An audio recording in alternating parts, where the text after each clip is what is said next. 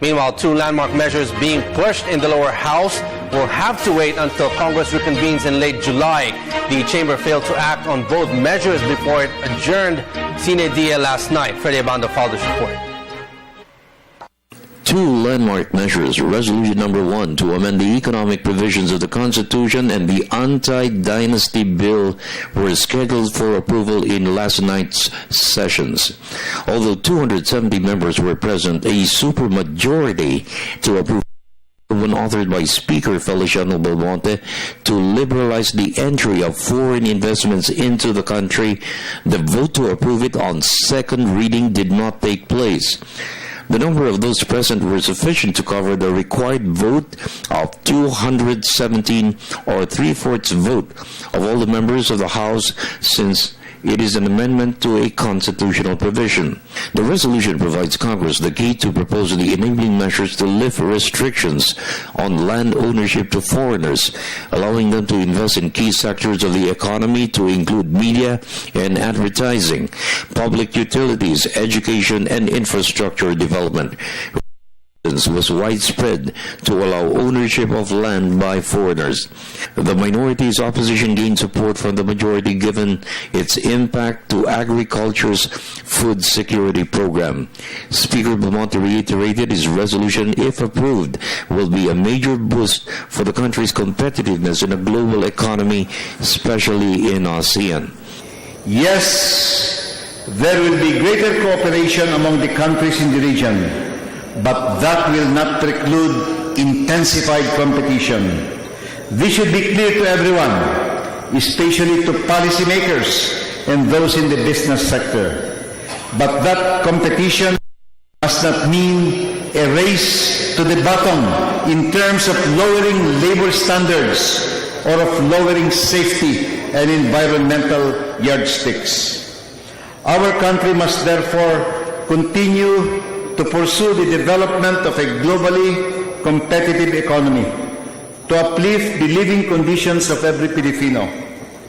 As we maintain microeconomic stability, raise infrastructure support, reduce the cost of doing business, improve governance, and promote peace and order to attain real and lasting progress. The Anti-Dynasty Bill's approval on second reading was also to give way to the creation of a special committee to review what's acceptable to members of political clans. 90 members come from powerful political families. The Anti-Dynasty Bill turned out to have certain problems. It's not as easy to resolve as we had thought. And so there's a small group now that is working on the details of it. Yes, and I'm not so sure if they will be able to complete their report by today. Yes. Otherwise, because remember, it is only a approval on second reading. It's not yet an approval on third reading, and I'm not. We have to defer to how quickly they can produce a substitute bill containing the concerns that are being raised or are now being raised by some members of the body.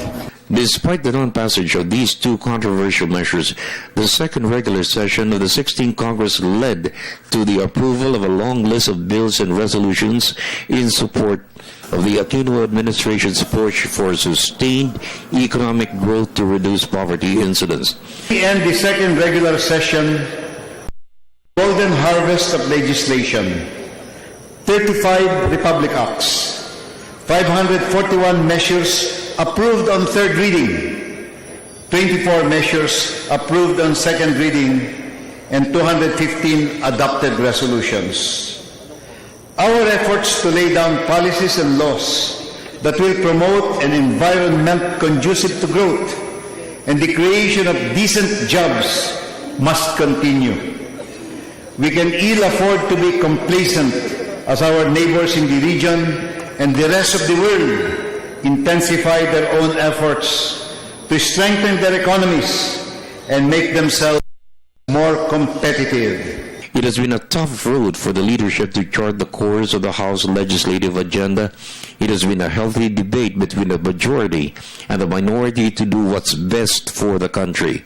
Despite the failure of Speaker Belmonte to secure the approval of Resolution Number 1, economic reforms of the Constitution and the Anti-Dynasty Bill, the minority led by Congressman Ronaldo Zamora said the Speaker continues to enjoy the support of the entire House, a consensus echoed by Congresswoman Leni Robredo from Camarines Sur of the majority. Truly, amidst the diversity of opinions among us, we have indeed a vibrant democracy in this House of the People.